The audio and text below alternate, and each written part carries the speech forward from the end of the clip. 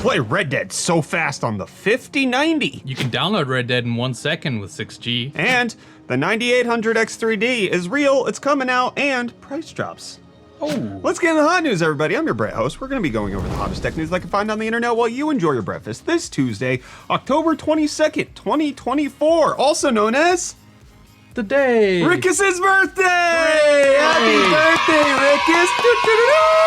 Bum, bum, bum. But that also means that it was your birthday yesterday! Hooray! Happy birthday, you! Woo! And that also means it's Caitlin's birthday on Saturday! Why did all of your parents coordinate this? I don't know. Why do I We only didn't hire ask. people in South Africa who were born around this time? It's just something that happens, I guess. This is odd. This is an odd situation, but Not much to do in SA. many birthdays. It's UFD birthday week. It's Yeah. UFD birthday week. Congrats on getting older, old man.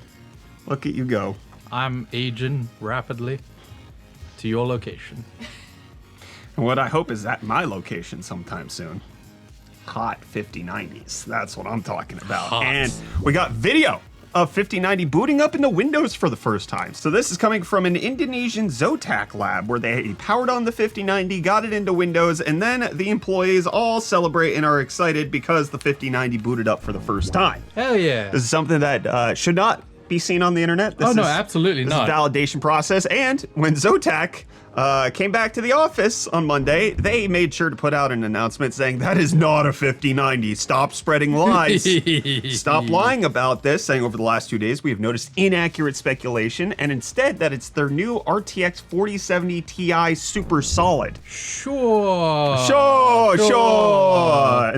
They end it by saying, we reserve our right to claim against any unfounded speculation. Copyright claim? What type of claim are they making? Anyways, they say that it was an internal training recording of a trial production run at their facility in Indonesia. Who to believe? The people who said that this was a 5090 and leaked the video, probably to get views. I mean, obviously they have an Yeah, incentive yeah. there, but then you also have Zotac who has an incentive to not get in trouble. Yes. With that Papa Jensen. Very much trouble, big time. Oof. And just to kind of stir the pot a bit, just a little bit, Zotac has been known to lie in the past about what they're doing with their graphics cards. They were drop shipping containers of graphics cards to miners back in 2017, 2018, and then telling everybody we're not doing that. So they could say it's one thing. It could still be a 4070 Ti Super. Who knows what it is? It doesn't actually mean anything to us end users. This is cool. We didn't learn anything. Yeah. It booted into Windows. I've seen that background before. Yeah, potentially one either or graphics card. But it could be a big problem for their PR, or it could be a big problem for their company. Either way you slice it, something's going on there. Yeah.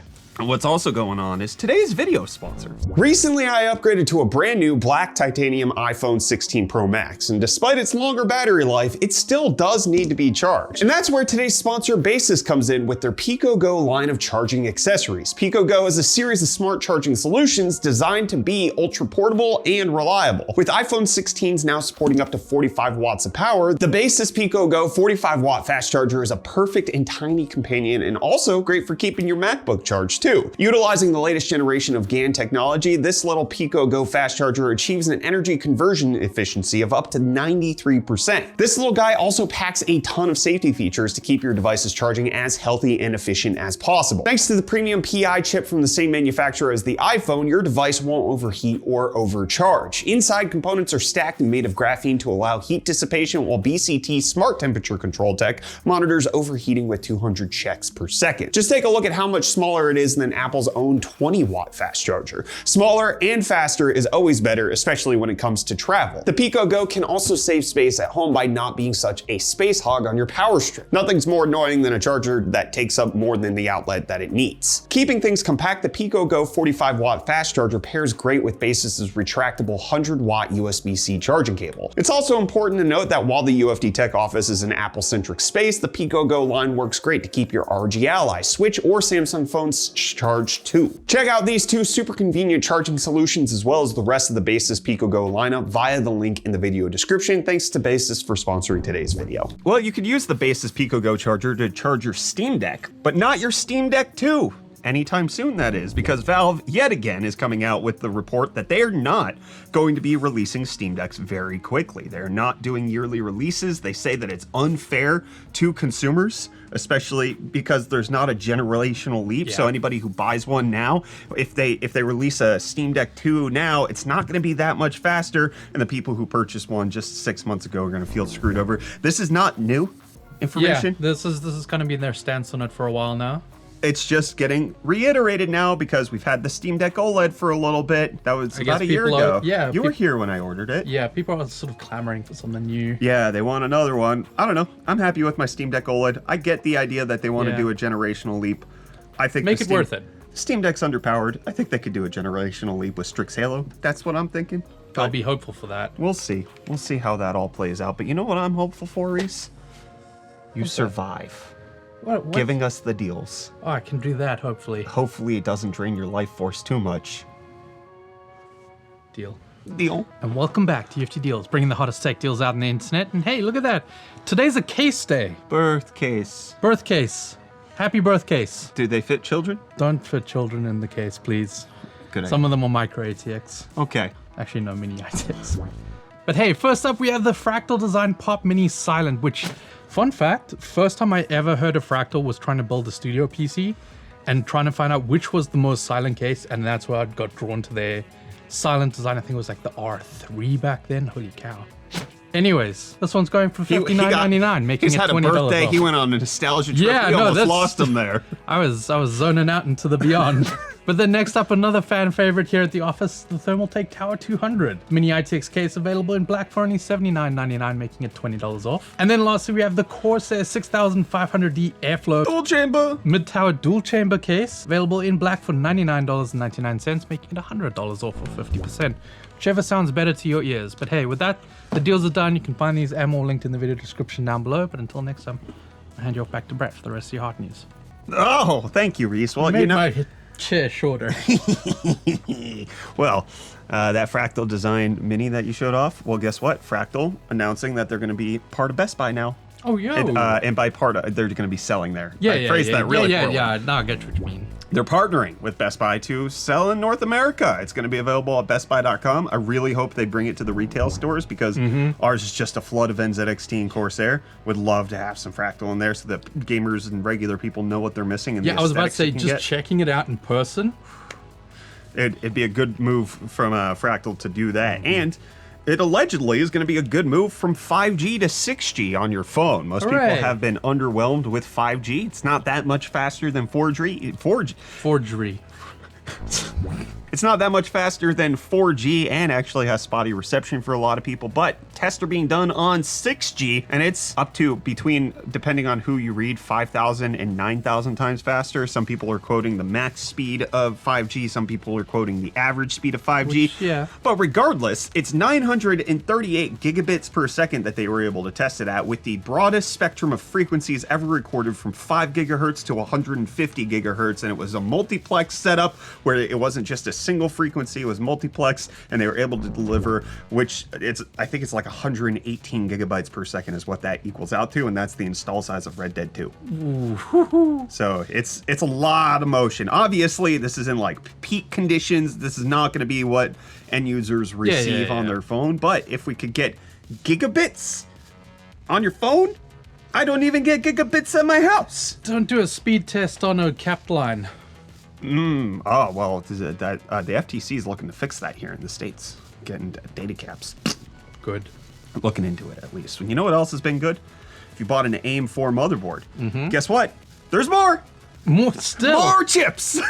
More chips. You thought I was going to talk about the 9800 X3D. No, I have to talk about the 5600 XT and 5600T first. Where did they come up with these? They just added an X and a T, and then they just...